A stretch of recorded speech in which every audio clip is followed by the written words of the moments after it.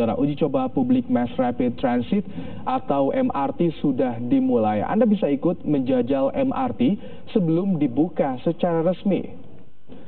Uji coba dilakukan secara gratis selama 13 hari hingga 24 Maret 2019.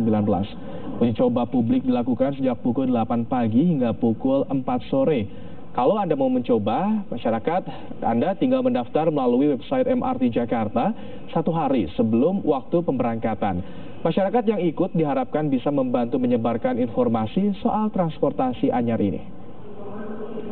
Ya, mulai meningkatkan pelan-pelan karena namanya juga uji coba ya, ini latihan ya, sehingga jumlah penumpang kita mulai dengan hari ini 4.000, pelan-pelan kita tingkatkan sampai di hari Minggu dan minggu depan itu akan mencapai angka 28.800.